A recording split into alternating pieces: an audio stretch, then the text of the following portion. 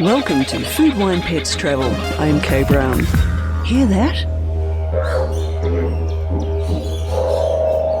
Too easy. Of course, it's a didgeridoo. But for all our fellow travellers, have you ever jumped on your bicycle and gone for a ride in a park and just happened across an Indigenous cultural group just packing up after a session beside the creek? Well, it happened to Brian. I wasn't there, probably back in the van cooking. However, BP, as he's better known, couldn't resist asking who they were and why they'd been playing on the banks of Freshwater Creek, one of the main rivers running through Cairns in Far North Queensland. So you guys have been playing music? Where, how often do you do that? Oh no, this is just yes. Just today? Hilton on Friday. Okay. At 5 o'clock. Turns out he had happened across a small but passionate group of Yidinji people from Gimuy. That's the real name for Cairns, by the way, and I hope I pronounced it correctly. They were practicing for their next performance at the Cairns Hilton Hotel, where they regularly introduce tourists to the real culture of Australia and explain what's really happening at a smoking ceremony. It certainly opened my eyes.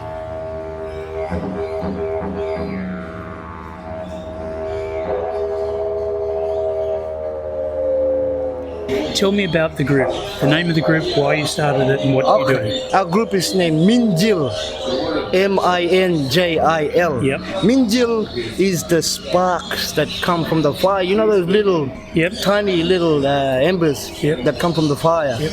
This is the meaning of Minjil. And we see ourselves as these tiny sparks that come from the fire. And the fire that we come from is our representative of our community, our culture, our beliefs, our stories, our language, dances, and so on and so forth. So we are a community-based or family-based group, and we just do cultural services in and around Cairns, in and around Gimuy, sharing culture and networking with people as much as we can. We're at the Hilton in Cairns, which is a pretty, 5-star kind of hotel. Yeah. There's a lot of different people. We've got people from America, people from Asia. Yes, Brian. Yeah. How do you think they respond to seeing something so natural, Australian?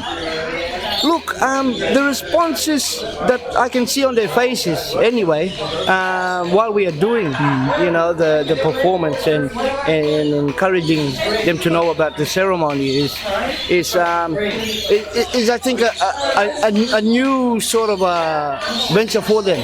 The Aboriginal culture is probably not promoted rightfully in some cases.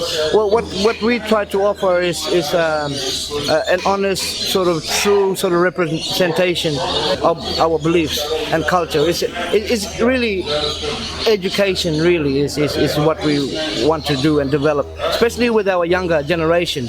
Absolutely, yeah. Platform, I mean, the stories, because there was no internet and no writing tools or anything. You're telling stories through song and dance, and that gets passed down generation to generation. Yeah.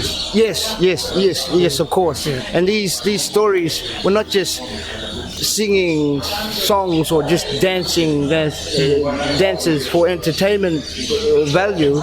They also connect with geographical landscapes of this area, Cairns or Gimuy.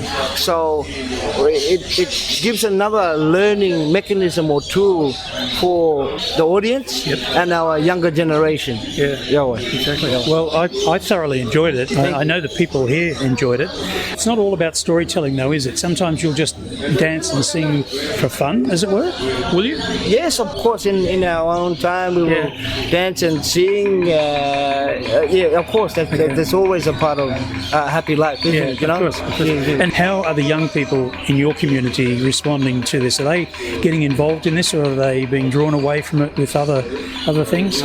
Yes, that's a good question. Of course, there's a lot of influences out there for that is a challenge for the whole culture, for the whole original culture of our Indigenous or Aboriginal people of Australia. But in some cases, it also enhances it. It gives it a different model of how to connect to people too as well. You know, for instance, we sing traditional songs around the fire these days with the guitar. These days, you know. Okay, yeah. So these new influences could be an instrumental. It could be a new culture too as well that has infiltrated to Australia. That will also be a bit of a vessel or a wagon that will transport our culture to the younger generation. So it's accepted to maintain culture through other mediums too as well.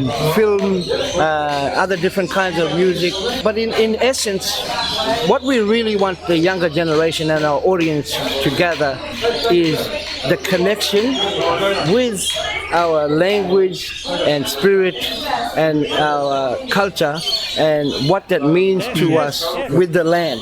With the land. Yeah. So we can send a message that the land is important. No matter who we are. No matter who we are. Well, I've learned a lot today. It's been fantastic meeting you guys and your team, your people, and I hope we can do more in the future and get the message out there that people can learn a lot from the past today. Yes, exactly. It's about bringing people on the journey, and if we can journey together and travel together and share, that's what we really want to do. And the Minjil is the spark, right? So we've come up with this little motto or saying, and the Minjil motto is to ignite the spirit and illuminate the soul. If we can do that from being with people and meeting and sharing, then our job is done. Fantastic. Well, thank you very much. How do I say thank you very much in your language? Kokoi. Kokoi? Kokoi. Kokoi. Yeah. Yo. Yo. Yo.